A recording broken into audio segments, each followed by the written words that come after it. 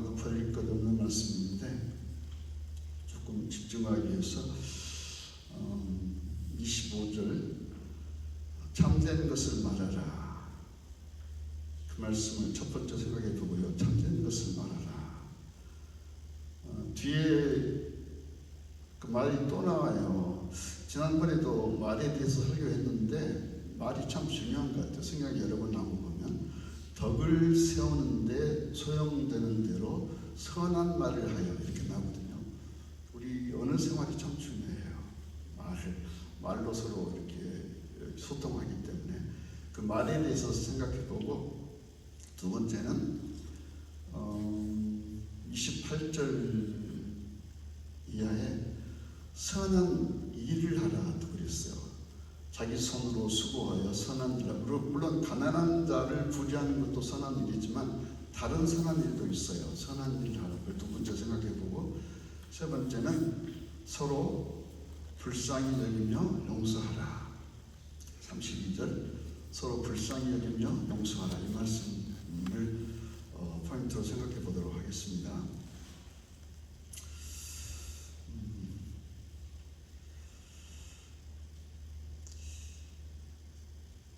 이웃과 더불어 선한 말을 하고 참된 것을 말하는 것은 우리가 지체가 됩니다.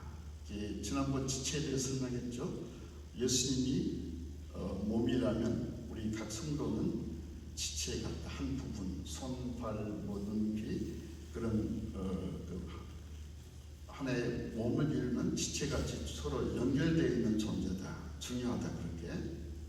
그래서 꼭 교회만은 해당되지 않아요. 가정에서도 또 어떤 공동체 안에서도 그렇게 우리 사람은 다른 동물과 달라서 그렇게 중요해요. 서로 간의 관계가 지체처럼 중요한데 그래서 그 본문은 그런 관계성 가운데서 그 말을 할 때 또 상대방과 이렇게 교대할 때 조심해야 할 것은 20절 보면 분을 내지 말고 분을 내어도 죄를 짓지 말고 또 늦게까지 분을 풀지 혹시 누군가에게 내가 상처를 받아서 화가 났을지라도 분을 오래도록 품지 말라고 그랬어요. 만약 오래도록 품으면 마귀에게 틈을 줄 수 있다. 참된 것을 말하라. 우리 교회는 별로 그런 일이 없는데 이전에 큰 교회에 제가 전도사 할 때 조금 말을 함부로 하는 분이 있어서 상처받는 분이 있는 것을 보았어요. 상처받는 분이 있어서 화를 내고 왜 교회 다니면서 말을 그렇게 함부로 하는가, 조심하지 않는가, 또 가능하면 남을 격려하고 칭찬하고 이렇게 인크리지하는 말을 해야 되는데 가끔은 또 그렇지 않은 사람이 드러내 있거든요. 많은 사람들이 모이다 보면. 그래서 진실을 말할 뿐더러 말을 좀 이렇게 가려서 할 수 있는 너무 세게 하지 않고 좀 이렇게 온유한 말을 또 겸손한 말을 할 수 있는 그런 덕을 우리가 쌓아 나가야 돼요. 그래서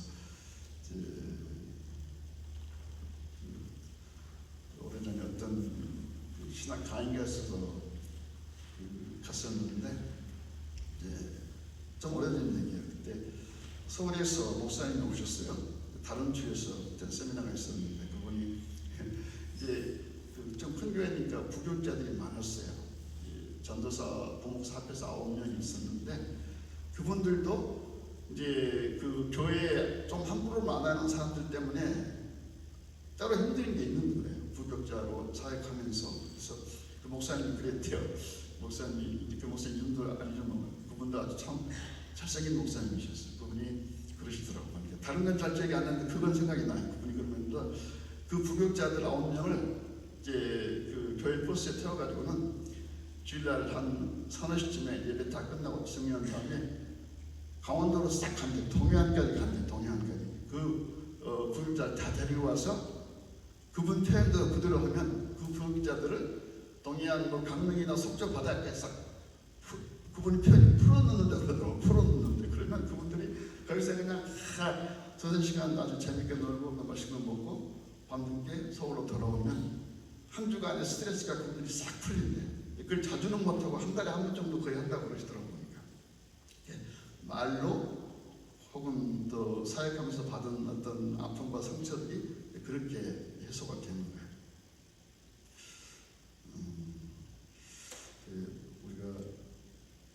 우리는 이제 제가 하는 얘기가 우리는 지성인 교회고 또 거의 다 젊은 분들 그래서 말을 잘 가려서 하지만 그래도 항상 우리가 선한 말을 하고 또 남에게 상처받지 않도록 하고 그렇게 해야 돼요. 그게 주님 안에서 사는 우리 성도들의 모습이어야 돼요.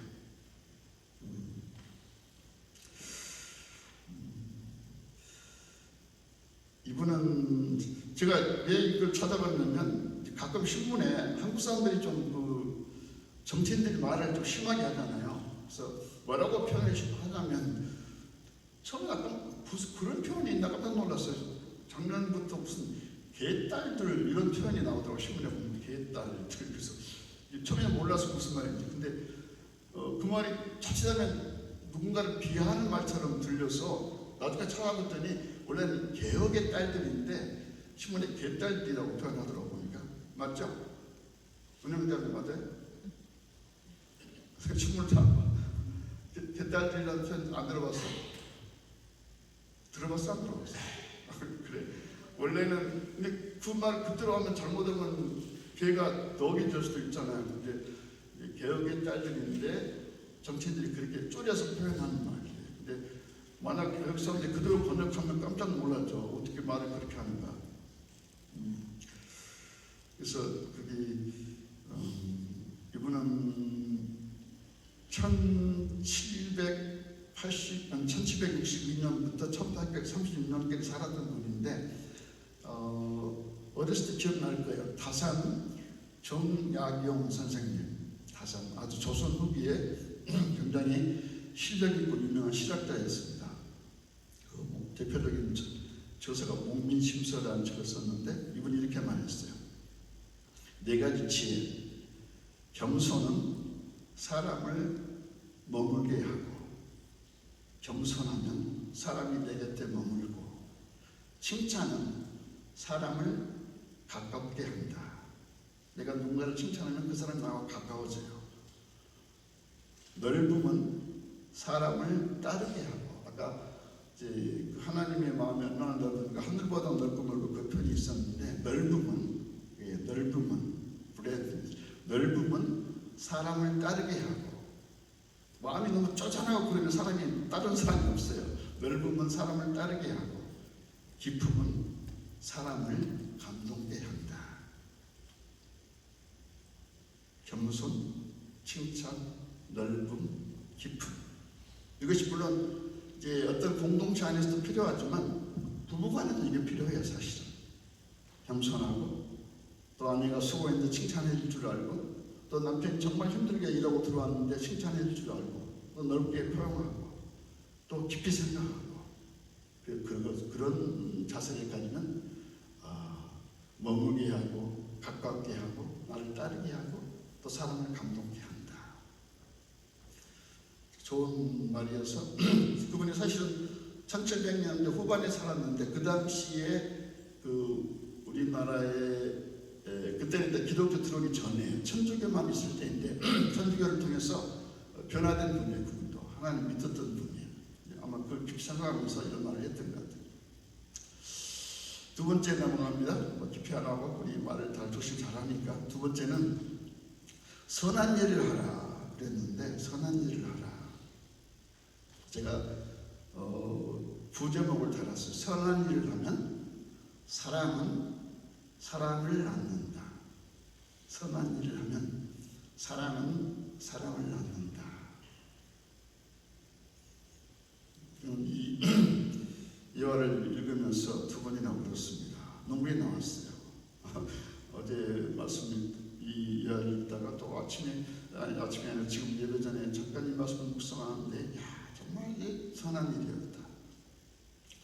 오래전에 이름을 밝히지 않는 사람이 고아원에 찾아와서 이렇게 물었습니다. 이 이 고안에 있는 아이들 가운데 어느 누구도 원하지 않는 그런 아이가 있습니까? 어느 누구도 앞으로도 데려가기를 원하지 않을, 데려가기가 부담스러운 그런 아이가 있습니까? 원장이 물었어요. 그 물음에 원장은 망설이지 않고 대답했습니다. 네, 있어요. 10살짜리 아이인데 매우 보기 흉한 아이예요. 등이 꼽히고 얼굴이 너무 취해서 아무도 데려가지를 않습니다. 3살 때 맞게 됐는데 지금 10살이 된 아이입니다. 근데 이름만 좋아서 이름이 Mercy Good Face. Mercy, 그 부모가 지어준 이름인지 아니면 그냥 고안에 이렇게 이름도 모르는 채 맞게 돼서 아마 고안에서 이름을 붙인 것 같아요. Mercy Good Face라는 이름, 훌륭한 이름을 가진 아이입니다. 그분이 더 이상 묻지 않고 그 아이를 제가 데려가겠습니다. 그리고 그 아이를 입양했어요. 제가 바로 그런 아이를 찾고 있었습니다. 제가 키우겠습니다. 그리고 하고 떠났어요. 그로부터 35년이 흘렀습니다. 이제 10살 된 아이가 35년이 지났으니까 45살이 된 거의 중년에 가까운 부인이 돼 있었겠죠. 아이오와주의 그 고아원은 이제 고아원도 이렇게 정부에서 지원을 하기 때문에 그 정부 감독관이 잘 운영되고 있는지 감독을 합니다. 그 아이오와주 정부의 그 감독관이 한 고아원을 방문했습니다. 그리고 이제 보고서를 쓰기 위해서 다 그 고아원을 돌아봤습니다. 보고서에 이렇게 썼습니다. 이 고아원은, 이 가정은 매우 특별한 곳인데 깨끗하고 음식도 훌륭하며 특히 그곳 원장님은 사랑이 넘쳐흐르는 영혼을 가진 사람이다. 이곳에 수용된 어린이는 모두 잘 보살펴지고 있으며 원장은 풍부한 사랑의 영향력을 나타내주고 있다. 그들이 저녁 식사 후에 피아노 앞에 모여 섰을 때 피아노 앞에 모여서 같이 노래를 불렀겠죠. 나는 다른 곳에서는 느낄 수 없었던 분위기를 느꼈다. 나는 결코 그 원장 선생님의 아이들을 바라보는 그런 사랑스러운 눈을, 그런 아름다운 눈을 본 적이 없다. 그 원장이 누구였을까요? 예상할 수 있죠? 그 원장이 누구였을까요? 35년 전에 10살 때 어느 신사에게 입양된 Mercy Good Face. 그가 자라서 이제 자기처럼 맡게 됐던 고아원의 원장이 되었어. 그 고아원에서 봉사하고 있는 모습입니다. 그 아이들은 내가 그 원장의 얼굴이 보기 흉하고 등이 굽시라는 것을 사실 내가 잊고 있었는데 너무너무 그 원장의 선하고 아름다운 눈을 보고 그 아이들을 그 사랑으로 키우는 것을 보고 잊고 있는 것을 보고 아이들이 놀라워했다 그랬어요. 그 원장의 이름은 Mercy Good Face다.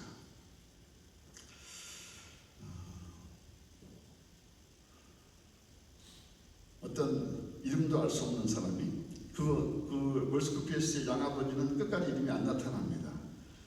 한 보기 흉한 고아를 입양했어.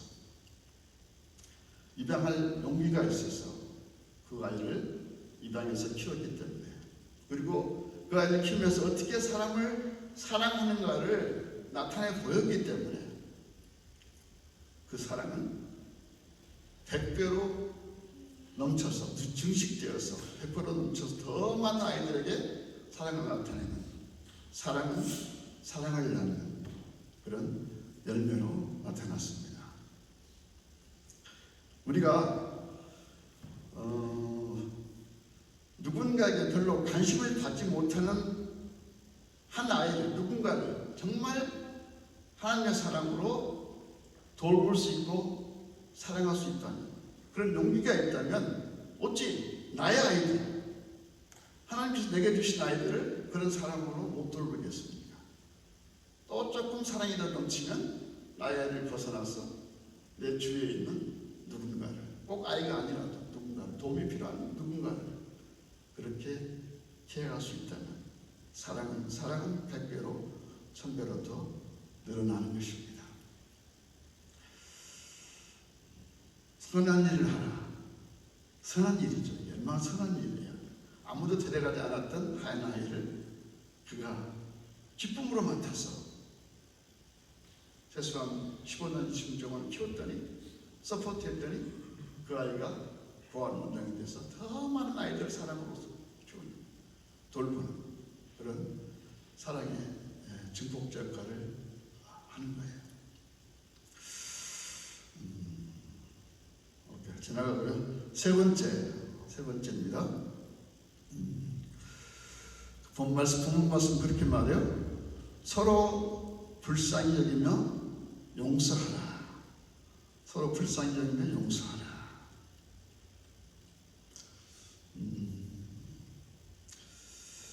이 부분도 제가 예화를 들게요. 굉장히 이 예화도 감동적이었어요.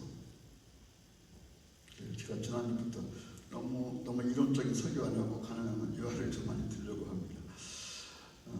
요 사이도 학교에 가면 문제아들이 많이 있죠.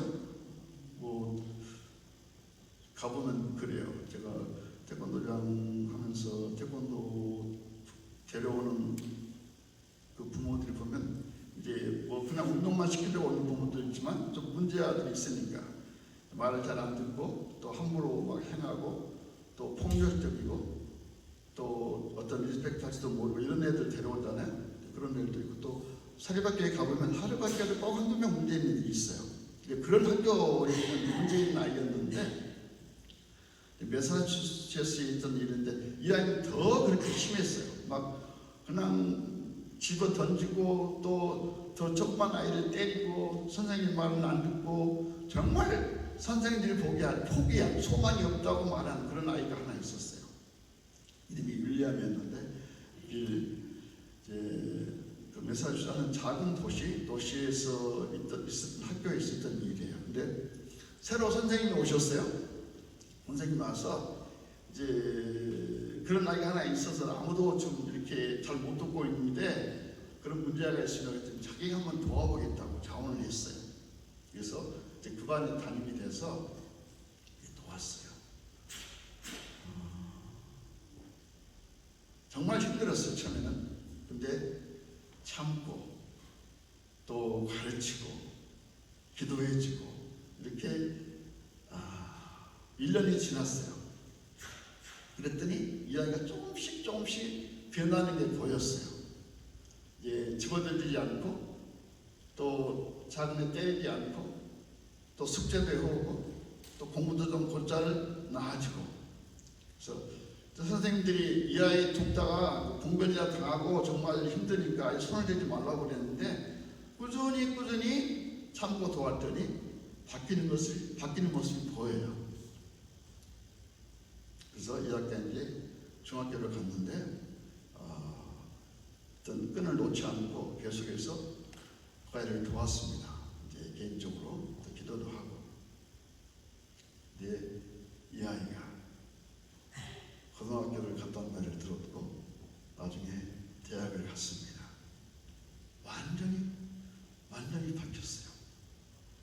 대학을 좋은 성적으로 졸업하고 그리고 나중에 법관이 돼서 대법원의 부판사, 여기는 그렇게 부르나 봐요. 한국에서는 재판연구관이라고 불러요. 부판사가 되고 나중에 뭐가 됐을까요?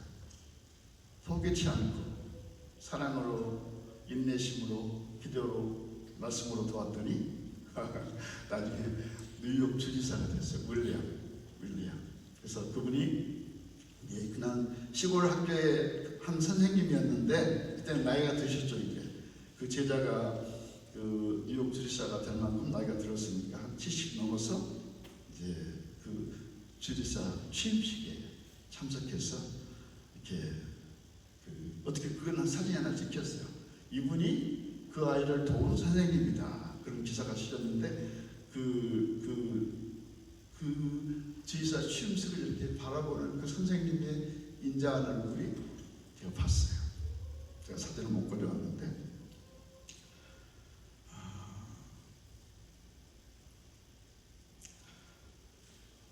사랑은 사랑을 낳고 또 누군가를 정말 용서하고 불쌍히 여기고 참고 섬기면 우리가 변화하리라는 기대를 가져야 돼요. 우리가 보통은 사람은 잘 안 바뀌어.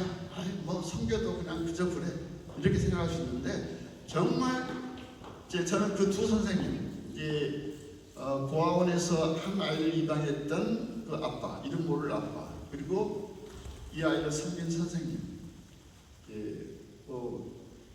어느 교회 다녔는지 어떤 직책을 가졌는지 안 나타나요. 근데 정말 그분들이 정말 예수님을 깊이 만난 분들이었을 것이다. 그렇게 믿어져요. 정말 예수님을 깊이 만났기 때문에 그런 아이들을 참고 정말 내 자녀보다 더 사랑하고 주님을 사랑하고 섬겼기 때문에 그 변화를 보는 거예요. 그들이 또 이제 그 받은 사랑을 다른 사람에게 나타내는데 이런 은혜가 여러분에게 많이 하라는 건 아니고 이런 은혜가 우리 가운데도 더 많이 있었으면 좋겠습니다. 결론 말씀드립니다. 삶을 살아갈 때 너무 쉽게 화나거나 분을 내지 마세요. 짜증 부리지 말고 몸과 마음의 평안을 가지세요. 어떨 때? 우리가 요즘 주님 앞에 나갈 때 수고하고 무거운 짐진 자들아 다 어떻게 했어요? 주님이 내게로 오라 부르세요. 수고하고 무거운 자 다 내게로. 내가 너희를 어떻게 하겠다? 쉬게 하겠다. 평안을 주겠다. 주님께서 부르시잖아요. 주님 앞에 나가면 세상에서 아팠던 마음들이, 세상에서 피곤했던 몸들이 쉬고 진정한 쉼을 얻어요. 주님 안에 진정한 평안과 쉼이 있어요. 두 번째는 살아가면서 가능하면 선한 일을 하세요. 선한 일. 꼭 돈을 많이 써서 어떤 자선사보다 꼭 그건 아니라도 마음 방향이 내가 선한 일을 하겠다 이런 마음 방향이 있으면 그 안에 열매가 있어요. 세 번째는 사람을 바라볼 때 저 사람은 소망이 없어, 틀렸어, 너무 안 됐어 이렇게 보지 말고 하나님의 눈은 사람을 변화시킬 수 있어요. 하나님의 마음은 그 사람을 참고 변화시킬 수 있어요. 그래서 변화의 가능성을 보고 그 한 선생님이 윌리엄을 끝까지 포기치 않고 사랑과 인내심으로 섬긴 것처럼 도운 것처럼 그럴 때 그 문디아가 그렇게 훌륭한 사람이 됐잖아요. 뉴욕 주지사도 나중에 국무장관까지 됐어요. 그런 소망을 바라보고 하나님 안에서는 소망이 있어요. 변화될 소망이 있어요. 그런 소망을 바라보고 여러분이 아까 정야경 선생님이 말한 것처럼 겸손하고 넓고 깊고 이런 인성을 가질 때 하나님의 인성을 닮아가는, 하나님을 닮아가는, 주님을 닮아가는 그런 인성을 가질 때 우리 곁에 사람이 머물고 우리 곁에 머무는 사람이 변화해 나가는 그런 놀라운 기적이 은혜가 우리 가운데 있을 줄 믿습니다. 기도하겠습니다. 주님 감사합니다. 우리가 때로 부족하지만 하나님의 믿음으로 예수님을 닮아가고자 하는 소망이 있으므로 우리도 이렇게 연약한 사람을 섬길 수 있는 그런 믿음의 사람이, 은혜의 사람이 될 줄 믿습니다. 이런 은혜가 우리 가운데도 넘치게 하여 주옵소서. 예수님 이름으로 기도합니다.